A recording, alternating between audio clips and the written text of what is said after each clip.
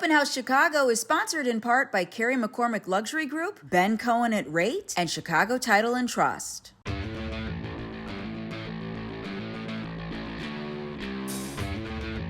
It's amazing to see how Chicago's skyline has developed, and for as much as we love the shiny and new, this city has always had great reverence for past architectural design. I am standing in the crown of the Pittsfield Building. This 1927 Gothic Revival building used to be the tallest one in the city. Now it's got landmark status and it's being brought back to its former glory by a developer who's gone viral. Meet Skyscraper guy, AKA Tom. Hey Tom. Hey, how are you?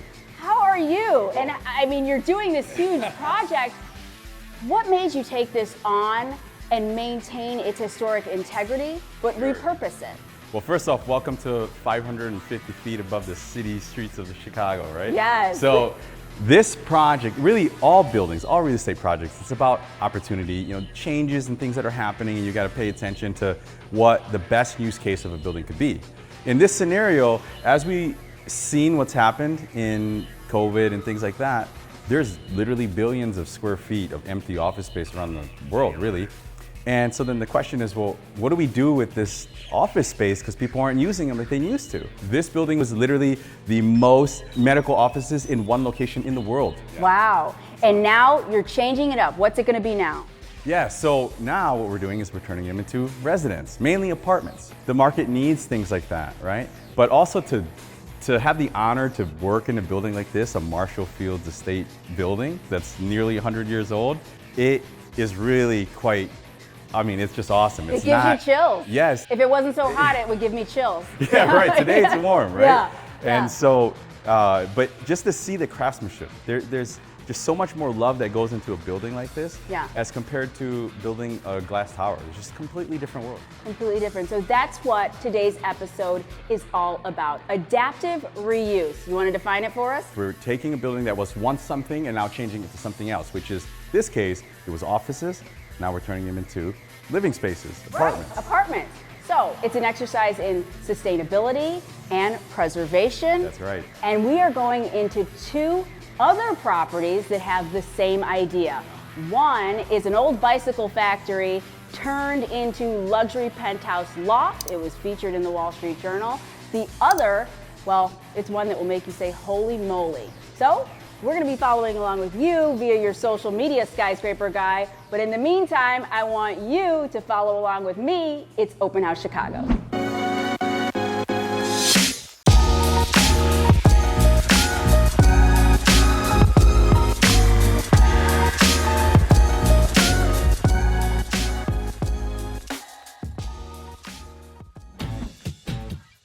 We start our day in the Wicker Park, Bucktown neighborhood. It's known for its bustling nightlife and artsy vibe.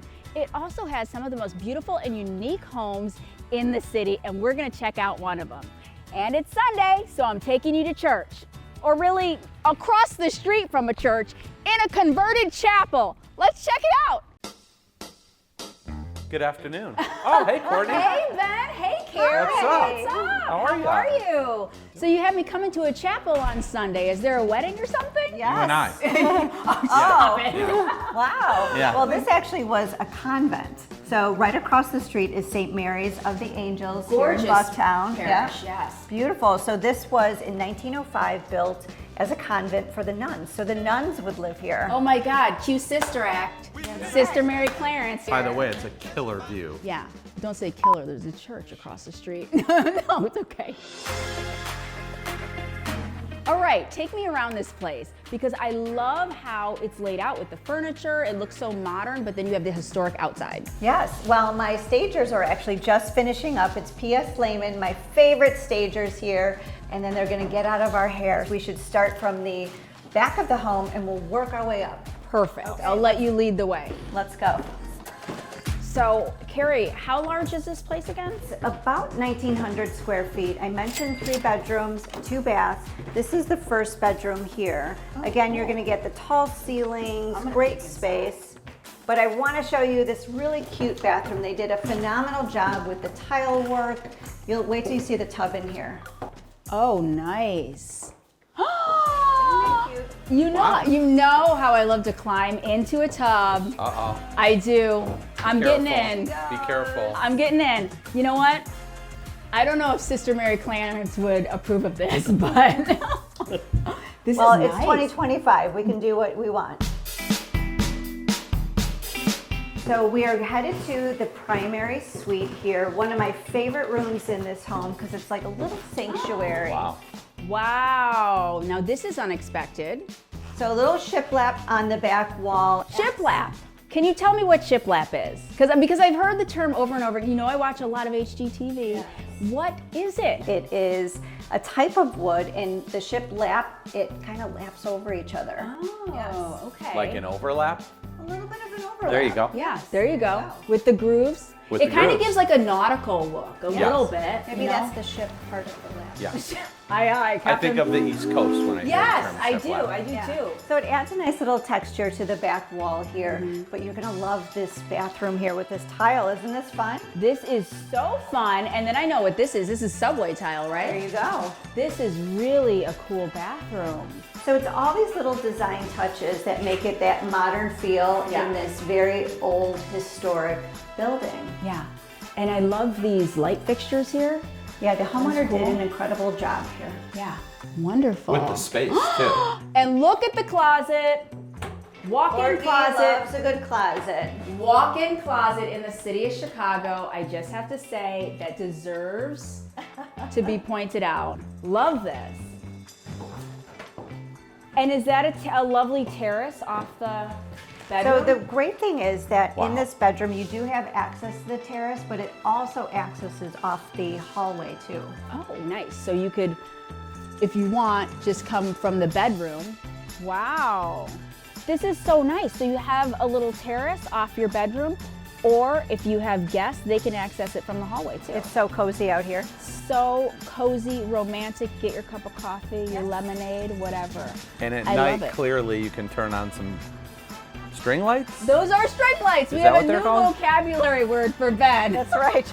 right? All right, you guys, we are gonna relax a little bit on this beautiful terrace, but when we come back, we're gonna talk to Ben about what do you do if you wanna buy a home, but you have to sell your own home at the same time. It sounds like we should panic. Should we panic? Never. Okay.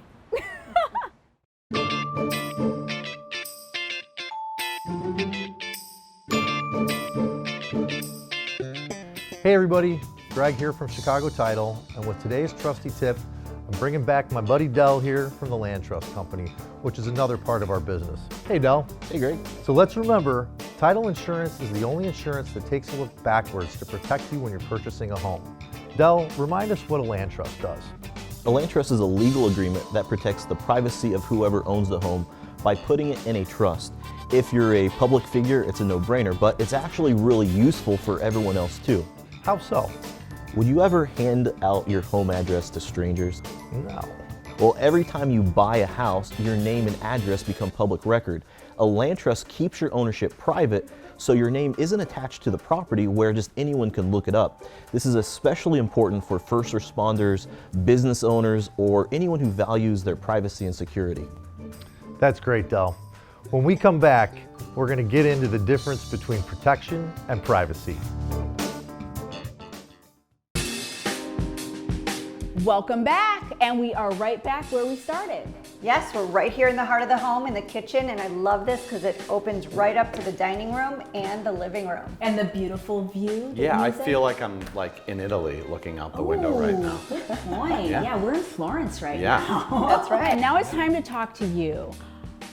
What if you want to buy a new home, but you have to like sell your home simultaneously? That seems like it could be overwhelming. And how do you approach that type of situation strategically? Well, there's a lot to unpack there. So as we initially discussed on a couple different episodes, get pre-approved, figure out what you can or can't do. I like Okay. how you said get pre-approved twice. Yeah. Okay. Double the impact. Now, Yeah. Triple it. Yeah. Look, it becomes very difficult to make an offer on a home in a market with low inventory when there's 5 offers on that house and 3 of them don't have a home sale contingency and 2 of them do. Are you saying that having a home sale contingency weakens your position if you're going into a bidding war? I mean, Carrie's the Yes. expert on that. Yes. Yes. It's a competitive market. There's a lot of people who want to make offers on the same home, and we have to differentiate that client to the best of our ability. Myself on the financing side, and what can we do to make themselves look as attractive as we can, and Carrie does her thing on the real estate agent side, you know, selling our clients, right? Why are they the ones that deserve this home? Right. Okay, so I know people want to buy and sell at the same time, but could this even happen where you're closing on the same day? Yes, 100%, and That it happens seems all chaotic. the time. It is. Okay. And what you have to be mindful of is if you're selling in the morning and you're buying in the afternoon, if something happens with your sale in the morning, it can create a waterfall effect, which is why I think for the most part we try and recommend people sell on one day, close on the next day, Yeah. just in case there's any delays. Don't do this to yourself. You don't want the moving trucks You're to right. have to be rescheduled. It's the worst call. That would be awful. Yeah. Yeah, I would imagine that this is a very common thing that people ask like about selling their home while they want to buy a new one. So Carrie, what would you say are the top 3 things that sellers should know about selling their home quickly? That's also a great question. I would say be strategic on your staging and your design. Neutralize the home. Paint is the easiest thing to do. You want to make it look fresh and inviting for the buyers. The second is just critical repairs. A buyer comes in and they're all very, they're looking at every little thing in the home. So if you have a leaky faucet or your outlets hanging off or your doorknob, these are things you live with and you just live with them. But a buyer's going to critique it. So get all those repairs done. And the last one would be curb appeal, because the buyer is making a judgment call the moment they approach that property. They're already making a decision, so make sure that you have wonderful curb appeal. When they're walking in, you want them just to fall right in love. I love that. Well, thank you guys. This is awesome. I can't wait to see the next place. We will be right back.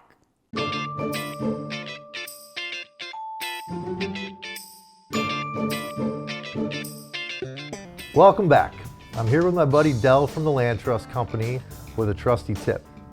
Now Dell, nobody wants to think about being sued, but I gotta tell you, if I were to be sued, the number one thing that I'm afraid of is losing my house. Yeah, that's a great question. So when your name is listed as the owner of a property, it's easy for lawyers to find and target your assets in a lawsuit. A land trust adds an extra layer of protection by keeping your name out of public records. Lawsuits can happen to anyone, but who should really look out for this? Business owners, high net worth individuals, public-facing professionals like doctors, attorneys, real estate investors, they're even bigger targets. So if your assets are easy to find, they're easy to go after. Really good point. Dell's staying with us, and we've got more on the trusty tip.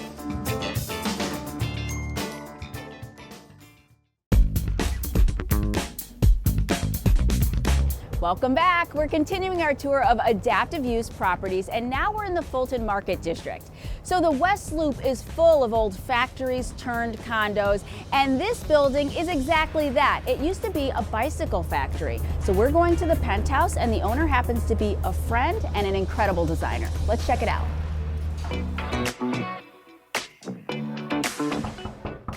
Laura? Hello. Hi. How are you? I'm great. Thank you so much for having us over. Thank you for coming. Welcome to my home. All right. Well, since I know you were friends, I'm kicking my shoes off. Girl. Yeah. You do We gotta you. get comfortable. You do you. This place, wow. So where are you gonna start the tour? Let's start in the living room, Perfect. which is really kind of also the kitchen and the dining room. Right. But you did a great open concept here. Open concept was really key to us when finding a place, but I really found it important to kind of delineate those areas. Yeah. So in the living room, I did a large broadloom area rug that kind of encompasses our kind of casual TV watching area and fireplace lounge. Like a chic sitting area. Yeah, a chic sitting area, have a cocktail, look out at the skyline. Once the kids are down, really just kind of relax. And you know what, Laura? Laura, you have an advantage though, because you are a designer. An advantage and a disadvantage. Okay. Who are the most indecisive people? Designers. Okay. Designers filter options to clients, Yeah. and when you're a designer yourself and your own client, Right. there's so many options and there's no filter. So, Okay, I can see that, Yeah. but some of these colors that you chose, I would never have the confidence to be like, yes, let's pick this to go with this. I would think it would be like too Yeah. bold or Yeah. too crazy. Yeah. But you've really done well with color here. well, so blue is me and my husband's favorite color. Okay, And so okay. the blue kitchen cabinets was like the first. That was a no-brainer for The you. first no-brainer, and it didn't change. We It does. like to pair it with the brass hardware, the Calcutta quartzite. This was a no-brainer. Yeah. I saw this at the Stone Yard and I was like, oop, filing that away for my own house. Yes.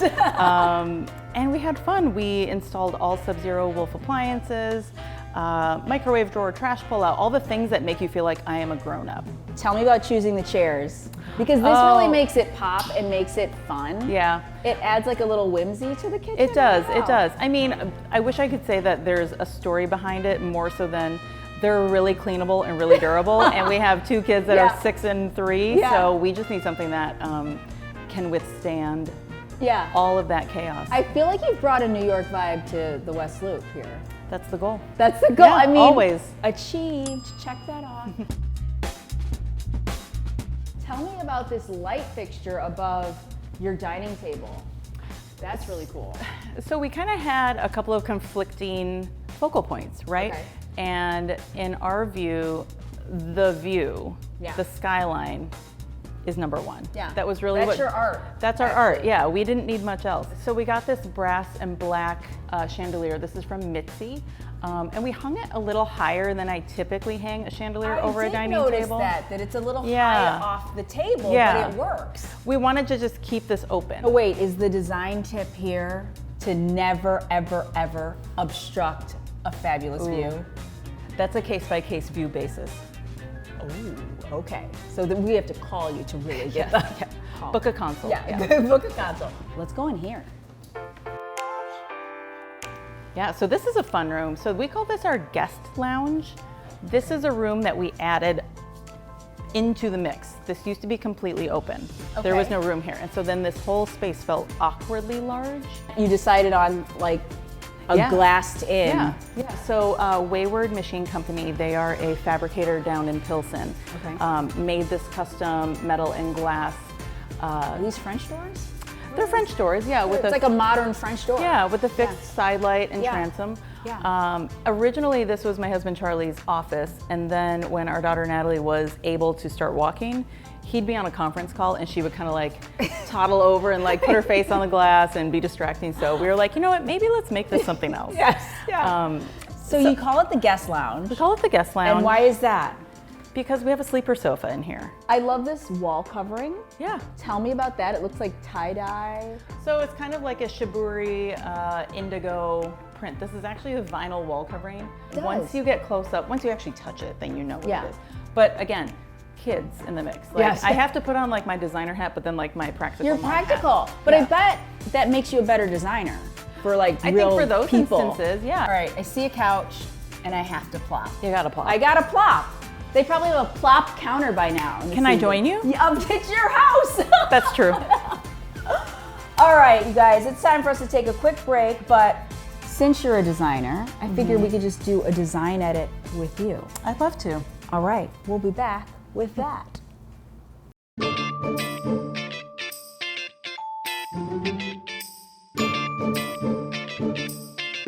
Welcome back.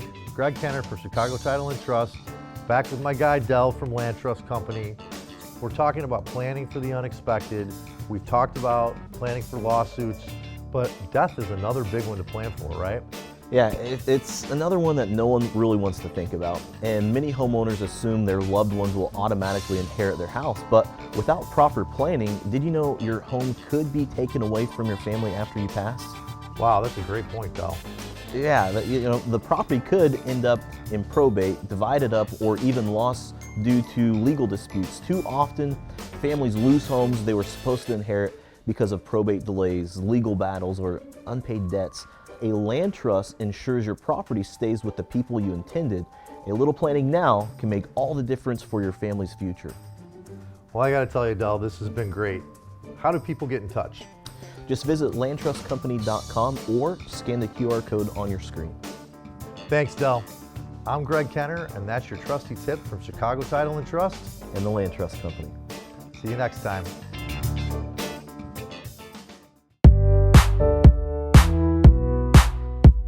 Hi, I'm Laura Tribbett. I am the owner and principal designer of Outline Interiors here in Chicago. At Outline Interiors, we specialize in luxury residential design for clients all across the country. And today, in my own home, I'm going to share with you 3 tips on how to create coastal vibes in your own space. My first tip for creating a timeless coastal design is don't be too on the nose. You might think I have to go full tilt on a palm tree, palm leaves, hibiscus, but you really don't. For instance, in this River North home, we created a coastal vibe in our client's son's room by bringing in little touches that are a little bit more subtle. A striped tape trim on the drapery, a rope monkey ball knot tie on the curtain stacks. Little things like that will actually go a long way. My second tip for creating a timeless coastal design in your home is really lean into texture, whether that's a grass cloth wall covering, a linen, or even a gauzy sheer. My third tip for creating a timeless coastal vibe in your home is don't go too hard on the color. Don't saturate it. In this condo at the St. Regis, we really lean into a lot of warm neutrals, soft blues, whites, and silvers. As you can see, their living room feels really elevated, but also like it could be on any shoreline. We're on the beach. I'm crashing your design edit. Hi. Laura, thank you so much for having us Of in course. your home. It's beautiful. Thank you. And thank you guys for watching Open House Chicago. We'll see you next week. Wait, I have to show you the roof deck. All right, let's go. All right. Bye, guys. Bye.